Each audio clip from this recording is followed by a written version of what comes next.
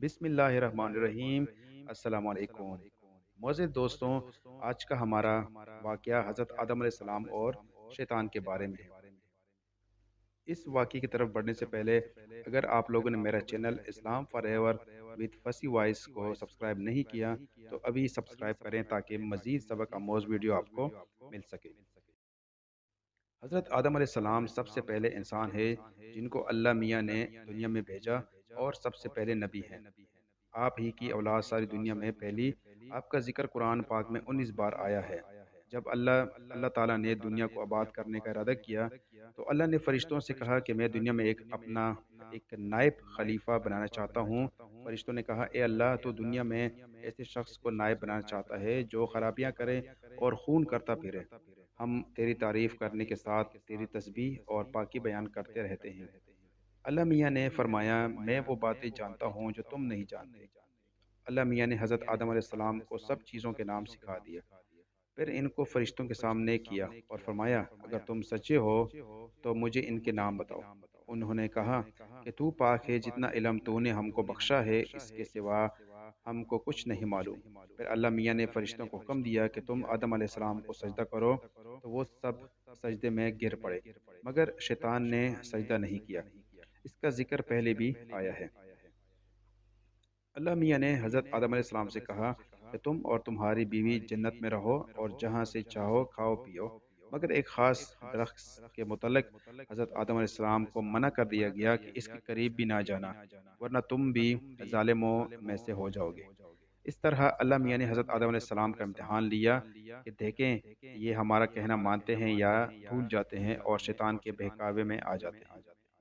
شیطان جو پہلے ہی حضرت آدم علیہ السلام سے ناراض تھا کہ ان کی وجہ سے وہ خدا تعالیٰ کے دربار سے نکلا اور خدا تعالیٰ کی لعنت اس پر ہوئی، اور اس نے قسم کھائی تھی کہ میں حضرت آدم علیہ السلام کی اولاد کو قیامت تک بہکاتا رہوں گا کہ اللہ میاں کا کہنا نہ مانے اور خوب برائیاں پھیلائے۔ وہ حضرت آدم علیہ السلام اور ان کی بیوی حضرت حوا علیہ السلام کو برابر بہکاتا رہا کہ اس درخت کا پھل تم ضرور کھاؤ، اس کے کھانے سے تم فرشتے بن جاؤ گے، جنت میں سے کبھی نہ نکلو گے۔ آخر ایک دن حضرت آدم علیہ السلام اور ان کی بیوی حضرت حوا بھول سے شیطان کے بہکاوے میں آ گئے اور درخت کا پھل کھا لیا۔ پھل کھاتے ہی دونوں ننگے ہو گئے اور جنت کا لباس ان کے بدن سے غائب ہو گیا، اور وہ جنت کے پتوں سے اپنے بدن کو چھپانے لگے۔ اللہ تعالیٰ نے حضرت آدم علیہ السلام سے کہا کہ ہم نے کہہ دیا تھا کہ اس درخت کے پاس بھی نہ جانا اور شیطان کے کہنے میں نہ آنا، وہ تمہارا دشمن ہے، تم اس کے کہنے میں آ گئے۔ اب تم اور حوا جنت سے چلے جاؤ اور دنیا میں جا کر رہو۔ حضرت آدم علیہ السلام کو جنت سے نکلنے اور شیطان کے بہکاوے میں آنے کا بہت رنج ہوا اور بہت عرصہ تک اللہ تعالیٰ سے معافی مانگتے رہے اور روتے رہے کہ اللہ تعالیٰ مجھے معاف کر دے۔ آخر اللہ میاں کو رحم آیا اور حضرت آدم علیہ السلام کو یہ دعا سکھائی کہ اے ہمارے رب، ہم نے اپنے اوپر ظلم کیا اور تو ہم پر رحم نہیں کرے گا تو ہم بڑا نقصان اٹھانے والوں میں سے ہو جائیں گے۔ تو حضرت آدم علیہ السلام نے یہ دعا بہت گڑ گڑا کر مانگی اور اللہ میاں تو بہت رحم کرنے والے ہیں۔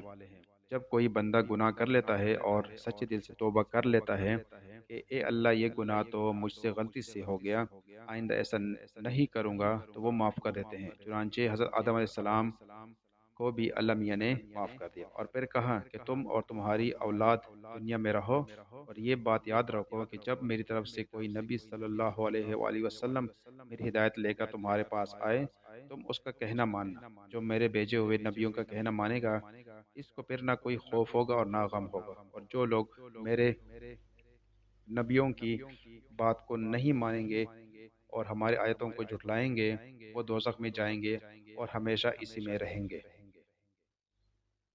اس کے بعد حضرت آدم علیہ السلام اور حضرت حوا علیہ السلام دنیا میں رہنے سہنے لگے، خوب جی لگا کر اللہ تعالیٰ کی عبادت کی، اور ان کی بہت اولاد ہوئی اور دنیا میں سب جگہ آباد ہوتی رہی۔